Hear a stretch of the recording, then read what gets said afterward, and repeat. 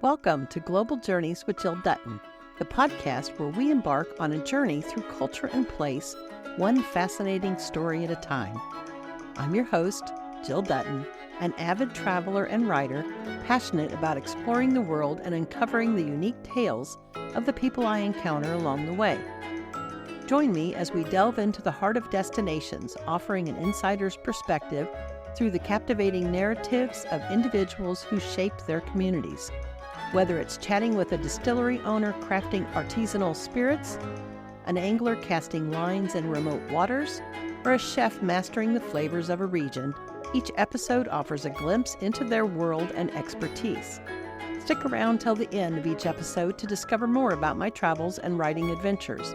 In the meantime, get ready to be inspired, enlightened, and transported to distant lands on Global Journeys with Jill Dutton. Welcome to this week's episode of Global Journeys with Jill Dutton, where I speak with author, chef, and voyager Kate Hill. She's the owner of Relais de Caumont, a restored farmhouse in southwest France. I met Kate in May when I was traveling France for 3 weeks. The trip centered around a writing residency at Caumont with cookbook author Kathy Gunst.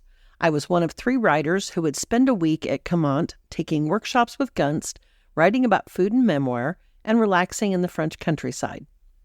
It was there that I met Kate Hill. When not writing, we'd take trips to one of the farmers' markets, watch as Kate and the resident chef shopped for our meals, and sampled local delights at the market. I learned that Kate had spent 25 years living on a barge that was now parked behind Caumont. She renovated the farmhouse that celebrates 300 years this year and started offering cooking classes in the large rustic kitchen. Over the last 30 years, like me, artists, writers, photographers, filmmakers, chefs, and dreamers have found their inspiration at Caumont, Kate Hill's 18th century farmhouse in Gascony, France. In 2022, Kate formally opened the Relais de Caumont as a home for creative residents and offers both residency stays and mentored retreats, offering quiet productivity in a serene setting amongst the gardens and the canal. It's my pleasure to speak with Kate today about her life on board the barge, her cooking school, the creative residencies, the food of the region, and her current work titled Finding France, a memoir in small bites. Kate, thank you so much for joining me today. I'm delighted to be here and getting to talk to you again. And seems like it's not been that long since you were here. It hasn't. It was just a few weeks ago, and I guess about a month ago. Kate, the week I spent at your residency at Relais de Caumont, it was just absolutely therapeutic and productive and a week I'll never forget. So I want to thank you for offering this space to creative people. Oh, my pleasure. It's been very interesting and a very exciting time for me to see this come to fruition after so many years. I can imagine. During one of our conversations, you mentioned living on a barge for 25 years and the story behind that. I'm hoping you can share a little bit about that adventurous lifestyle and what it was that brought you to France and to living on a barge. Well, it's always funny because people want to know the beginning of things. And I said, I didn't know at the time when I did this. I was in my mid-30s and had been traveling quite a bit at that time and loved to travel. I'd been a yacht chef in the Caribbean. I traveled across Africa in an old army truck with a bunch of younger people. And, I was just sort of in full mode, adventurous, going off and discovering about myself and the world. And out of that came the idea to buy a canal barge with my boyfriend at the time. Mm-hmm. We would run the canal barge much like the charter yachts that I had worked on and he had worked on, and set in France. And so that kind of became a goal that we put our collective heads together on how we would do this. And I went back to San Francisco after Africa. I got a job running an art gallery downtown San Francisco. It was the early 80s. There was a lot of excitement and money going on around that time. People were buying art like crazy. And I did very well with both financially and with the idea of what was really important to me was not to invest in stocks and bonds and startups, but into the things that you love and want to have in your home. And so for me, that accelerated the goal to to find a barge, which I did in Holland in the mid-1980s, and buy the boat. And she's an 85-foot antique Dutch chalk that I would then sail with my friends south from Holland until I got to the very farthest part I could get into France, which is where I am right now. And I ended up sort of stumbling along into this region of Southwest France and discovering how much it felt like home to me, in the sense of it's a very productive agricultural area. The climate is very much like Northern California or Oregon. It's actually the same latitude as the Willamette Valley in Oregon. It can be that rainy sometimes too. And I just sort of kept coming back here. I travel on, I come back. I travel on, I come back. And then a friend told me about this lovely ruin, literally without a roof. The things had fallen down, an old stone, 300-year-old farmhouse on the canal, as if I needed something new to do. And I ended up buying this piece of property a couple acres on the canal, so I had a place to park my boat because I love the quiet countryside here. And that was, was when I really started to discover and learn what I would do over the next 30 years. So here we are. Wonderful. That was in a very nutshell.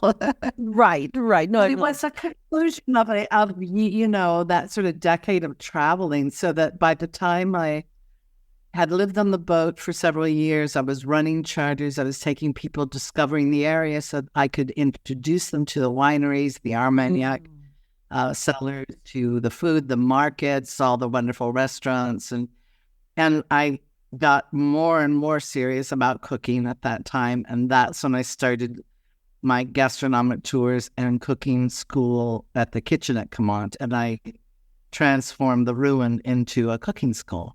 Oh, that's amazing. And that I can picture it now, but what a treat it would be to have a cooking lesson with you like that, because we're going to talk about that rabbit with prunes that you made. It was just so divine. Right. But so let's see here. You talked a little bit about the barge life because, as you know, after the writing residency, I spent a week on the Canal du Midi with a barge cruise. And it was just fascinating to me after seeing your barge and seeing the different ones docked along the way, and each one was so unique and had, was reflective of their personalities. And can you just briefly touch on, I guess, what it was like to full-time live on a barge? I mean, I think that, one of the interesting things, so I still own the boat.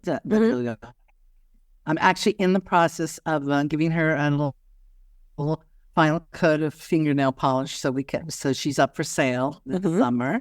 But I found that living in the barge, there were two things going on. One was this idea of that I could have a place to settle down.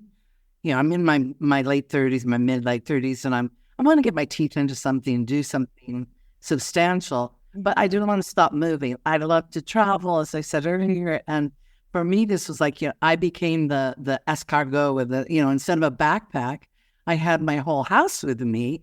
And, at 85 feet, that's a lot of room. It's also a big boat to drive. And so I mastered driving, being the captain of the boat, as well as the chef, so that I occasionally I would hire a captain or I would hire a cook, depending on, how my season was going in those days. But I found that the idea that you could travel with your home on your back and go anywhere. And I did do a couple very long trips. I did in 2001. I returned to Holland and made a long, it was like a 18-month sojourn to go from here in Southwest France back up to Northeast Holland, where the boat was built originally in the 1800s. And then I would return later the next year in 2002.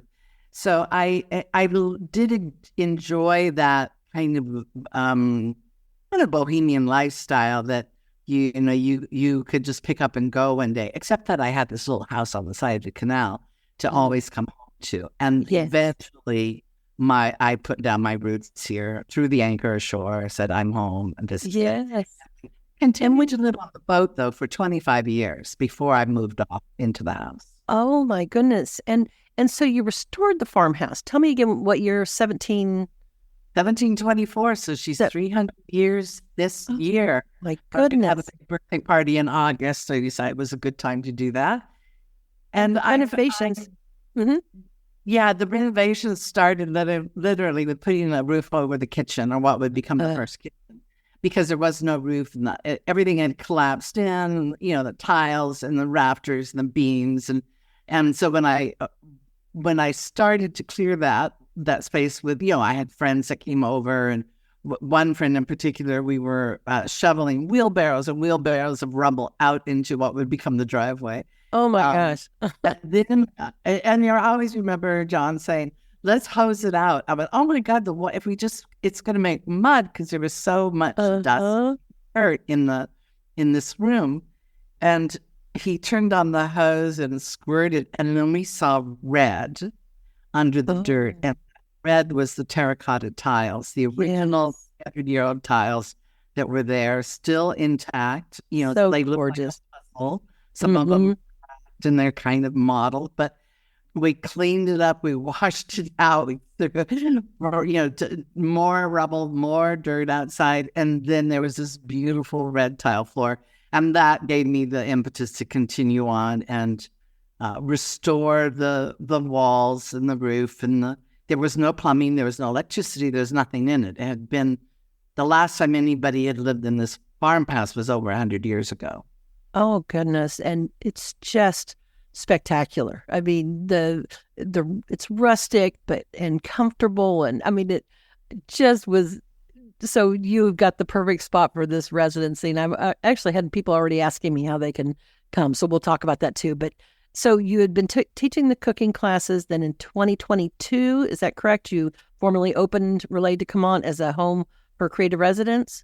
Yes. Well, of course, just before that, we had the dreaded pandemic, which meant that nobody could travel. So between 2020, everything got on lockdown in terms of international and local travel, and I moved all my cooking classes online, like a lot of people did. And for 2 years, I set up my cooking classes so that people could either Zoom in and do them live, and they could download the videos. I did over 70 videos, which I'm still sitting on saying, what do I do with these now? So it was a way to keep reaching out to the world. And when I concluded and I looked at what I had done, I felt in a way I had put everything I had been teaching for so many years on the classic Gascon cooking. I did in this concentrated time period, and then I felt this sort of like I just put a ribbon around it, tied it, and said, "Ta-da!" And being a certain age, I felt it was time to get off my feet, like I've been doing, standing and teaching, and look to see how else I could live my life here as I wanted to go forward in the future at 70, rather than retiring. What did I want to do next?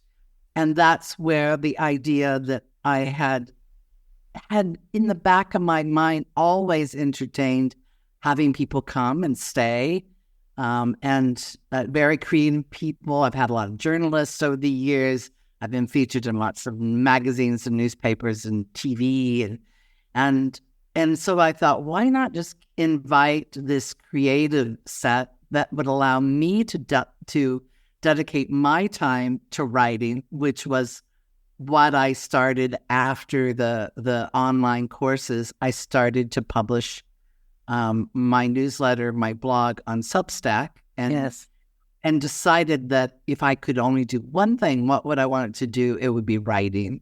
So I thought, well, why not surround myself? You want to cook? You invite cooks to your house. Learn to surf, you go to Hawaii. But if you want to write, you invite writers and editors. And so that was the beginning and the first season. And in 2022, we had some wonderful, talented, sometimes food people, sometimes not. And I've had amazing people from all over the world who of all kinds of a wide, diverse, creative genres, from writers, of course, to filmmakers, to textile artists, to painters, all kinds of people. So it's been very exciting and interesting for me. Oh, wonderful. And, speaking of travelers, I'm curious, what about Gascony, makes it a unique destination for travelers? For myself, I know it's renowned for its culinary traditions, and I'll never forget the experience of visiting the farmers markets with you and watching you shop and purchase the local produce and the rabbit and the duck and, items that were incorporated into the menu, or that, that seasonal, the asparagus, the strawberries, the tiny artichokes. I cannot stop thinking about those tiny artichokes, those little purple artichokes. But so, and your rabbit and prune stew, we're going to hopefully get together at some point and you share that recipe for my travel cookbook. But so my long-winded question is, how does food play a role in the experience that you offer related to Cumallt, but also, what are some of these aspects that are an important part of the area and the region? Yeah, thank you for asking that, because I think that in the early days, I saw that this area was so untouched by tourism that if I told people that I lived, the nearest town just 15, 20 minutes away is Agen. That's where our big train station is. It stops between Bordeaux and Toulouse. It's only like an hour and a half to either Bordeaux or Toulouse, two big cities. But here, I call it the black hole of France. There was no tourism going on, but it was exactly the France that people wanted to discover. And so whether in my barge years or if it was in the sense of, doing gastronomic tours or then the cooking classes, food is a huge part of the culture of Gascony because it's a farming area. And if you think about it, where's some of the best food, whether it's like something as simple as, corn on the cob is summer, you go to places where it's grown. You don't go to New York City to have corn on the cob. You go to the country or the Midwest or places where it's, in season. And here, the unique thing about this area and the department that makes up part of Gascony. Gascony is an old name for this big kingdom that doesn't, or duchy, that doesn't exist legally or, on a map anymore. But what it is, it's a culture. And so the diversity of food grown in this region makes it so remarkable. So chefs and restaurants and the farmers markets I'm spoiled because I don't realize how special they are until I go away to the other parts of France. Not only are our prices really good, but like I went to the market today at Laverdac and I bought a big bag of vegetables from my one of the farmers that I know. And it was like I could barely carry it and put it in my basket. It was complete. And it was €6, for all the vegetables I could eat for the whole week. So I said that, if you're a cook, this is a great place to be. And how that fits into the residency is, although when somebody comes you came on a retreat where everything was organized for your group, and we did prepare meals, but when people come on their own for 2 weeks for a solo retreat residency, they're responsible for their own food, but we go to the market together and I give them clues, help them out. And occasionally, we'll sit down and have a lunch together. But there's a productivity and an awareness of the seasons because this is all about farming here. So this week, it's mid-June. It's been cooler and rainier in the last 6 weeks than we like. But everything is everything from strawberries and artichokes, and the asparagus are about finished. I saw one bunch today at the market. The artichokes are almost finished, those little ones. But the tomatoes are coming in, the everything you'd want for a ratatouille, the courgettes, the egg coming in, apricots and peaches, strawberries calming down now. So the season, that seasonality that I respond to as a cook is somehow I think it feeds into people's awareness that when they're here, that they see over a couple weeks a rolling of the senses. And so if you're a writer or you're a painter, even without making it a deliberate project, you're going to be affected by that. You're going to see that the corn that is in the field next to the house was 4 inches when you arrive, and now it's like 18 inches just in that week and a half time.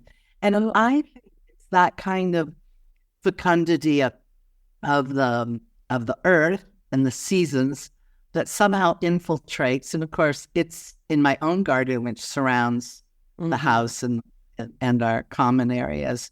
So people get a sense of that, and they somehow that infuses into their life and their work without it being an obvious thing. Fabulous. We do like. Oh, go ahead. I'm sorry. I was just going to say, I do like to be able to introduce people to the food of the area. So I also want people to have their space and their time and distance, like I have my own for working.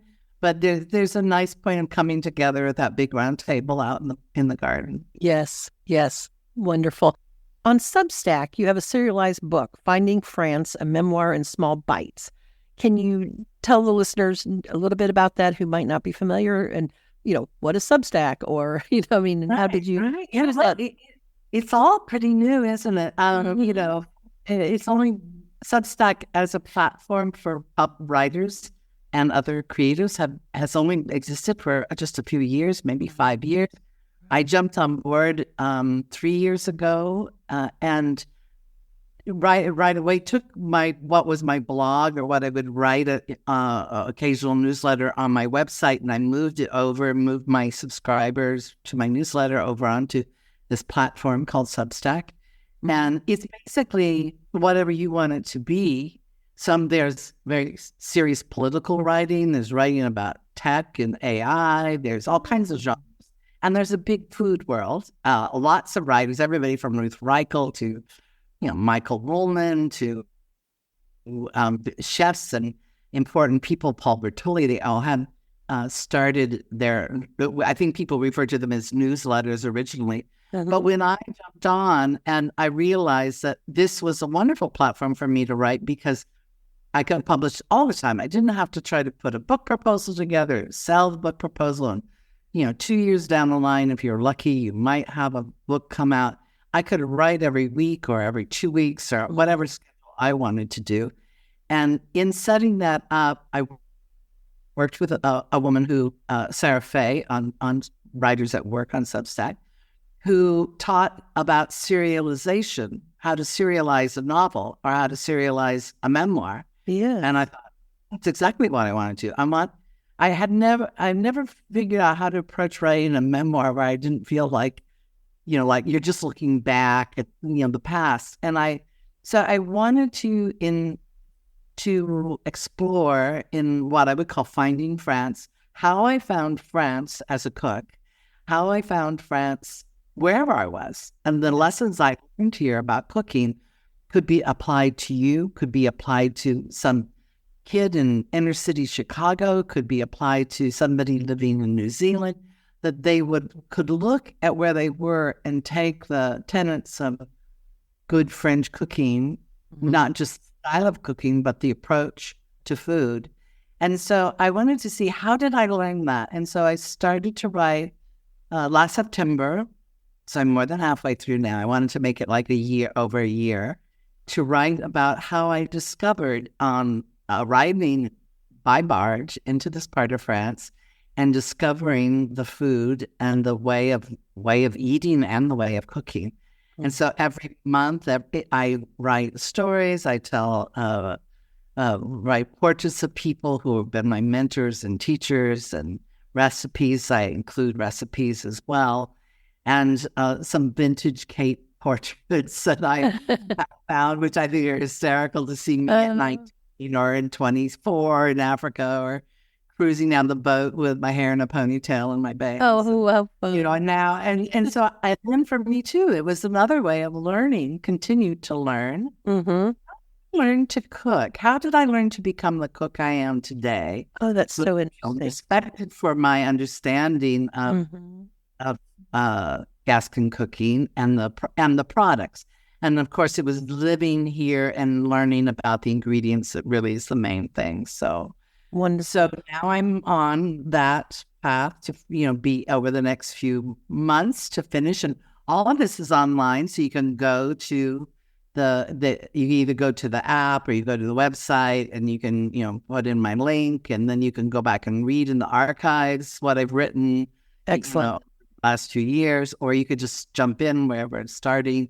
And then, and maybe I will eventually publish this as a real book, as a art or something. That's another goal. And then I'll see where we go from there. I have some ideas to develop over the next couple months. But it's a wonderful way to allow yourself to, to sit down and write and then share it immediately with, your audience. And to see that audience grow so strongly has been very rewarding. Oh, Kate, I'll be sure and share the link to your Substack in the show notes as well. But, finally, real briefly, I guess, I apologize. I'm just so fascinated by your story. I don't want to stop. But, you offer residencies like I did, where it's a group that comes in, or you offer retreats where individuals can come and stay for a couple weeks. So whether they choose one or the other, what do you hope guests take away from their time spent at Relais de Commande?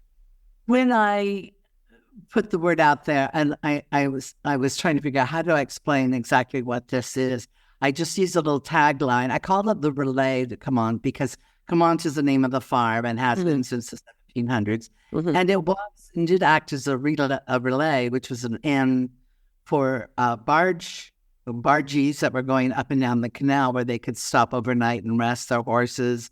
They were all pulled by horses or mules and have a meal, and then they would carry on. So the idea that this was a place that people could rest and restore themselves, and the word relay gave birth to that. And my tagline, which I use quite simply, just said a quiet place to work. Oh, and that is what I wanted people to discover, that I wasn't going to act as the founder of a artist residency. I wasn't going to judge people. I try to look for compatible spirits that will enjoy and get on with other people that are here. But I didn't want to judge what people's work was, but I wanted to give them a space so they could work. It's quiet, as you know. It's very clear. We're only 15, 20 minutes into a major city, but it's like we're in the middle of the countryside. You might hear a tractor in the distance. Oh, it's fabulous. And you have these perfectly, curated workspaces for each writer. Mine, it just had memories of Europe travel, but also my mom. She sold encyclopedias when I was a kid, and right next to my desk was that stack of encyclopedias. It was like she was there, it was just fabulous. And then, or you can work out in the gardens with your rose bushes and the banana tree. It was just, I can't even put it. People are going to have to come see it because I can't do it justice. There's a lot of photographs on the website. So when people go to the website, they can see lots of photographs of the room. We have 3 bedrooms that are typically booked for residents. Each one has a desk or work surface. I'm just setting up a new atelier space. So painters or people that want to sprawl a little bit on a big table or have that kind of work inside, now we'll have a place to work. It's just outside the room that you were, my old office, just outside the room that you stayed in, with a big skylight and nice bright room. And I think that what this has been so much fun has been I love that people use the word curate, but it's like playing in a dollhouse. Like, I like to put the paintings. I love art. I have all my paintings, and I collect artists and share that with people. Books, which I love. So there are books everywhere, including, I could not give up those encyclopedias that were I loved it. It was so. Which I moved from California here, so that I use them like a little table next to that desk. And I want to share those things and hope that they inspire maybe the works of other artists, some of my favorite artists, that are or writers that are around might inspire somebody in their work. So it's been that very creative, and it's always moving and changing. I always start discovering something new. Oh, wonderful. Well, Kate, thank you for sharing your story, and thank you for sharing this perfect space for creative people to get away and spend time in France. I mean, it was just perfect. So thank you so much. Oh, it's been my pleasure, Jill. Thanks for inviting me on. I'm really glad that you came and got to experience this at firsthand for yourself. Oh, I can't wait to come back. I know. Yeah. Oh, yeah. People never come once. No. So, well, thank you very much, and I hope you enjoy the rest of your day. Thank you. Bye-bye. Okay. Bye.